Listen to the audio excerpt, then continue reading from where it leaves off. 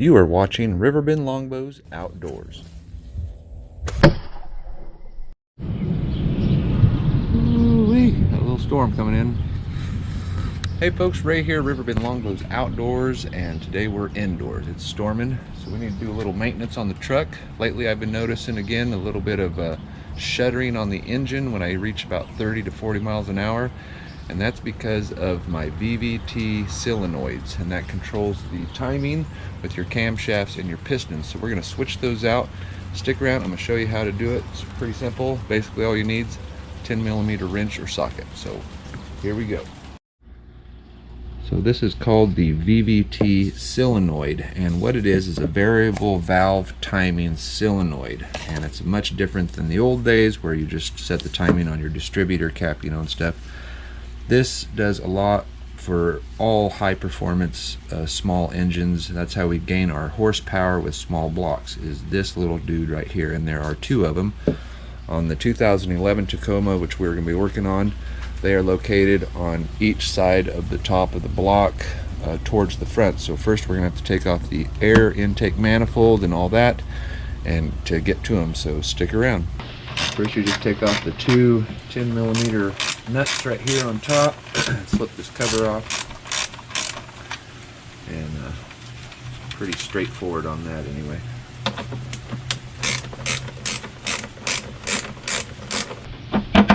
That just pops up, comes off.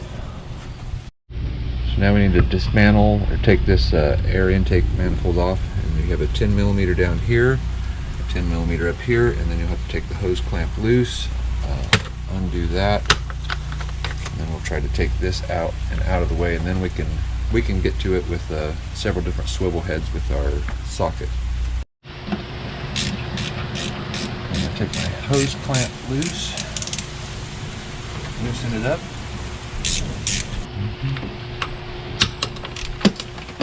It does help if you have several different extensions for this. I have 3 different ones I'll be using to do this. I've already taken this off before, or the old solenoids out back in April, and cleaned them really good, and it worked for a while, but I started getting engine shudder a few weeks ago, so I'm just going to switch them out.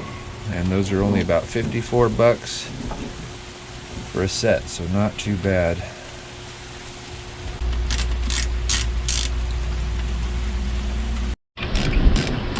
I'm just going to go ahead and take this air filter compartment out as well, just so it's out of the way. A little easier to maneuver stuff around without one more thing in the way. Alright, I gotta loosen her a little bit more.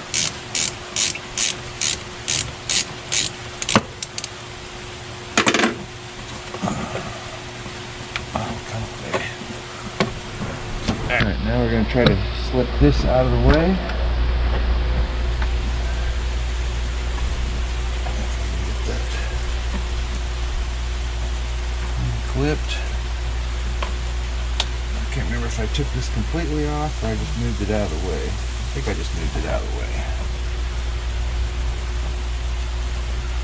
I believe.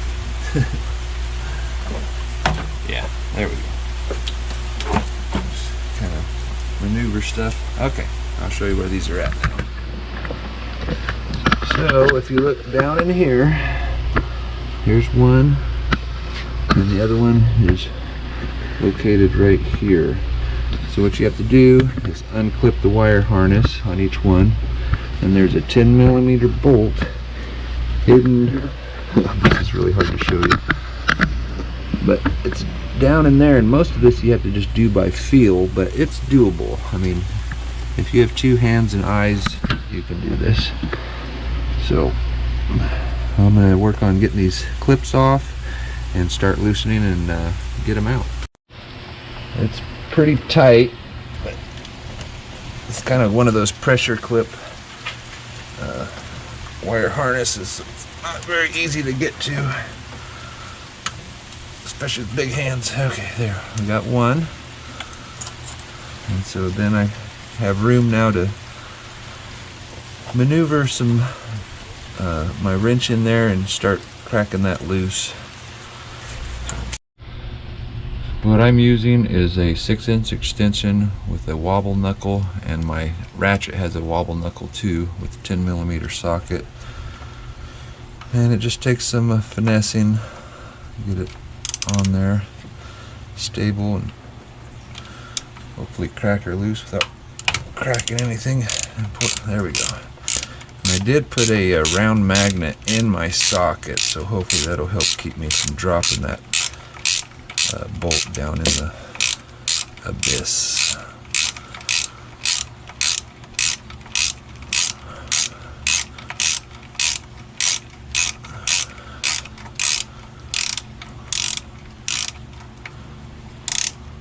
Okay.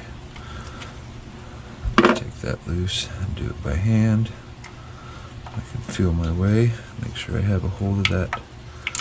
Oh, see, it fell down. Magnet would be handy to have with you, I think, on this excursion. Oh my god, don't drop. Okay, I'll be back. I gotta find my... couldn't find my magnet, but I rescued it. Alright, so now you just basically have to get in there and manhandle it and try to work it out. Okay, here it comes. Just maneuver it as best you can, I guess, around everything in here. There we go. Oh, it's a tight spot. Alright. So there we go, there's the old one.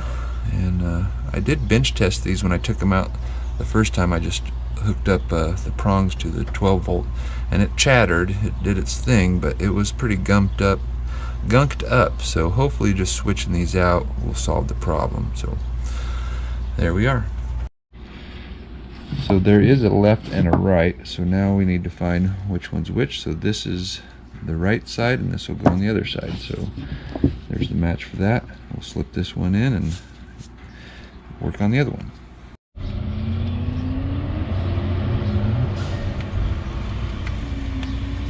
Just work on getting that maneuvered in there without chingering things up too bad. Get her spun around. Got her slipped back in and just snugging up the bolt, so then we'll do the other side. I don't know what the torque specs are on this, but I'm just snugging it up to good enough. Alright, now we got to work on getting the other one. Alright, so hopefully you can see this, but here's our next one right here.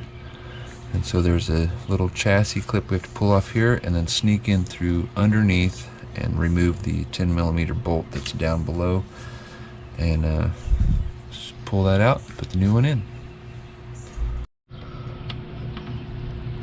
This clip's a little trickier to get off. And my light just went out. Give me a minute. Finally got it. I'm not gonna lie, that took me way too long, so, but I got big old hands. It's really hard to do this finite junk. Alright, flip that up out of the road, hopefully. Whew. Okay, let me grab my socket.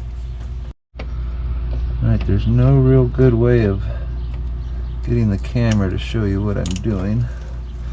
I found my way onto the 10mm bolt. I'm just going to work that out.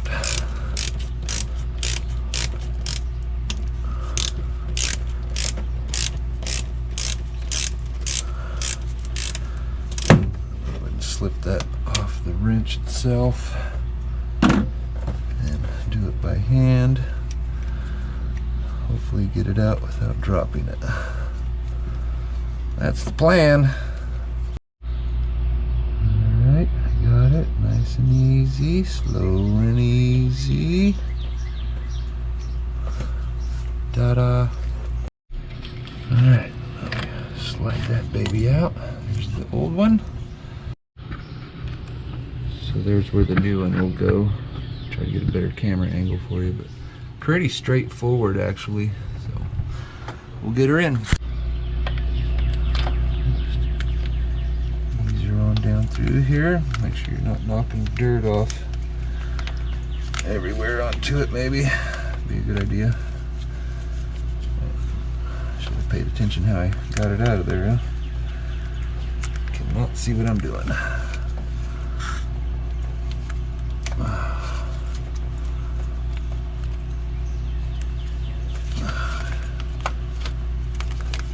Okay.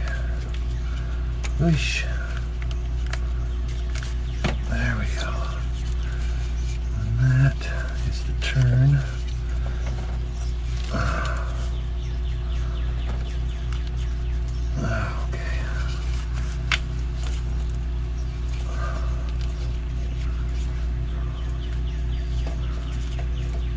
Okay.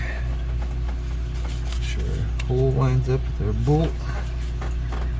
And pop it in.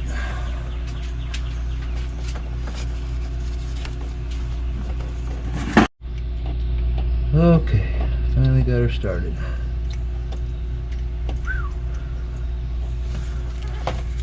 Took some patience. Let's go ahead and do the rest in by hand and then finish it off with the ratchet. Alright. There we go. Storm is getting pretty severe. Alright, basically gonna get my clips back on and put everything back together here. I'm gonna do a quick oil change while I got my truck in the shop, and then I'll get back to you then. I am by no means a mechanic, but if you do experience some engine shudder, not just in a Toyota, but any high performance small block engine, it very well could be just the VVT solenoids. And so a lot of people jump to the conclusion that their transmission's slipping, something really major is going on. So if you can afford or have availability to a diagnostic check, it very well could throw you a code that it's something like this. Very simple. This was 54 bucks with free shipping. I'm not affiliated with by any means this company, but I will go ahead and put a link down below for all you Toyota guys down there. 54 bucks and I got free shipping, so can't beat that. Anyway, I'll get this put together and we'll take it for a test run.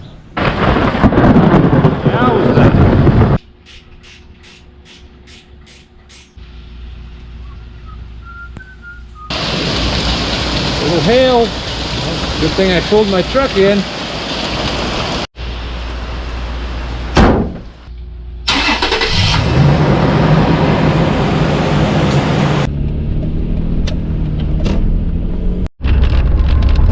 All right.